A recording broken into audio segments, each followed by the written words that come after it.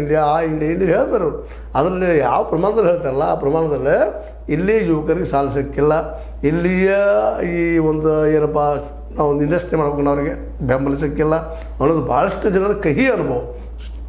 ಘೋಷಣೆಗಳು ಸಾಕಷ್ಟು ಆಗ್ತಾವೆ, ಪ್ರಚಾರ ಸಾಕಷ್ಟು ಆಗ್ತದೆ, ಅದ್ರ ಬಂದು ಮುಟ್ಟೋದು ಭಾಳ ಕಡಿಮೆ ಅನ್ನೋ ಮಾತನ್ನ ಎಲ್ಲರೂ ಮಾತಾಡ್ತಾ ಇದ್ದಾರೆ.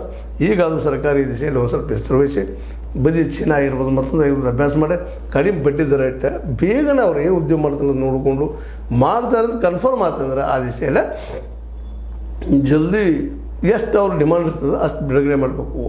ಎಲ್ಲಾದ್ರೆ ಒಂದು 10 ಲಕ್ಷ ಹೇಳಿದ್ನಿ, ನೀವು ಎಲ್ಲಿ 5 ಲಕ್ಷ 4 ಲಕ್ಷ ಮಾಡಿದ್ರೆ ಇಂಟ್ರೆಸ್ಟ್ ಹೆಂಗೆ ಯಶಸ್ವಿ ಆಗ್ತದೆ ರೀ. ಯಾಕಂದ್ರೆ ವರ್ಕಿಂಗ್ ಕ್ಯಾಪಿಟಲ್ ಭಾಳ ಆಗ್ತದೆ. ಈ ಒಂದು ಬೇಸಿಕ್ ಇನ್ಫ್ರಾಸ್ಟ್ರಕ್ಚರ್ಗಿಂತ ಹೆಚ್ಚಿಗೆ ಅದು ಈ ಒಂದು 50 ಲಕ್ಷ ರೂಪಾಯಿದು ನಾವು ಇನ್ಫ್ರಾಸ್ಟ್ರಕ್ಚರ್ ಆಯ್ತಪ್ಪ ಅಂತಂದ್ರೆ ನಾವು ರೆಗ್ಯುಲರ್ ಪೇಮೆಂಟ್ ಮಾಡಬೇಕಾಗತ್ತಂಥ ಒಂದು ಟೆಕ್ನಿಕಲಿ ಆಗಿದ್ದಂಥ ಒಂದು ಕಾಮಗಾರಿಗಳನ್ನ ಕೆಲಸಗಾರ ಅಂತಂದ್ರೆ ತರಬೇಕಾದ್ರೆ ಪ್ರತಿ ತಿಂಗಳೂ ನಾವು ಇಲ್ಲಪ್ಪ ಅಂದ್ರೆ 1, 2, 3 ಲಕ್ಷ ತನಕ ಪೇಮೆಂಟ್ ಮಾಡುವಂಥ ಪ್ರಶ್ನೆ ಬರ್ತದೆ.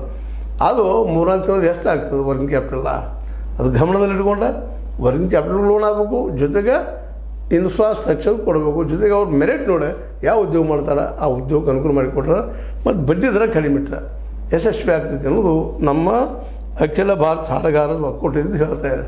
ಅವ್ರ ಅನುಭವದ ಮಾತುಗಳು. ಯಾಕಂದರೆ ಭಾಳಷ್ಟು ನೋವು ಅನುಭವಿಸಿ ಕಳ್ಕೊಂಡಿದ್ದಾರೆ ಭಾಳ. ಅದಕ್ಕೆ ಹೇಳ್ತಾ ಇದ್ದಾರೆ ಗಮನ ಹರಿಸ್ಬೇಕು ನಮ್ಮ ಮೋದಿ ಸರ್ಕಾರ ಅಂತ ಹೇಳ್ತಾ ಅಥವಾ ಸಿದ್ದರಾಮಯ್ಯ ಸರ್ಕಾರ ಅಂತ ಹೇಳ್ತಾ. ಇದು ನಿಮ್ಮ ಲೈಕ್ ಆಗಿರ್ಬೋದು, ಲೈಕ್ ಮಾಡಿ ಶೇರ್ ಮಾಡಿ ಕಾಮೆಂಟ್ ಮಾಡಿ, ಜೊತೆಗೆ ಸಬ್ಸ್ಕ್ರೈಬ್ ಮಾಡಿ. H16 ನ್ಯೂಸ್ ಅಂತ ಸತ್ಯದ ಕೈಗಳು